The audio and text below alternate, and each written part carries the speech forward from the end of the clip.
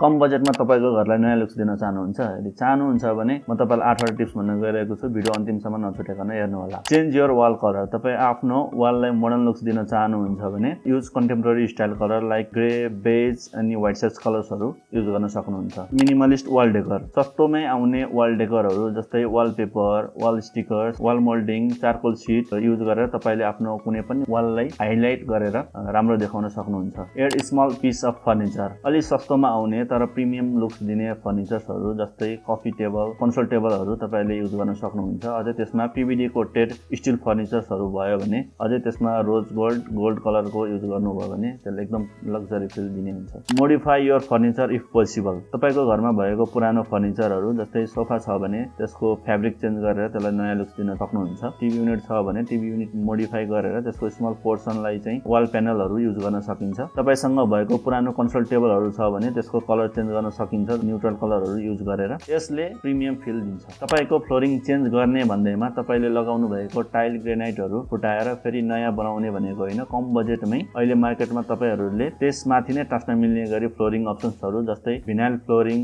parked प्लैंक्सहरु आदि लगाउन सक्नुहुन्छ एड इन्डोर प्लान्ट यसको फाइदा तपाईको इन्टेरियर स्पेसको एयर क्वालिटी इम्प्रुभ गर्छ तपाईको स्ट्रेस घटाउँछ plus it gives aesthetic appeal to your interior space change window curtains if necessary कर्टेनले गर्दा पनि तपाईको स्पेसमा आउनु पर्ने फिल नआउन सक्छ सो तपाईको फर्निचर्स अर कार्पेट रक्सलाई म्याच गर्ने गरी तपाईले आफ्नो कर्टेन चेन्ज गर्न सक्नुहुन्छ यदि तपाईलाई यसको लागि के कन्फ्युजन छ कहाँबाट सुरु गर्ने के गर्ने छ भने वास्तु इन्टेरियर सोलुसनलाई कन्ट्याक्ट गर्न सक्नुहुन्छ चाड पर्वको लागि भिन्दै प्याकेजहरु पनि हामीसँग उपलब्ध छन् कन्ट्याक्टको लागि डिस्क्रिप्सनमा चेक गर्न सक्नुहुन्छ थ्यांक यू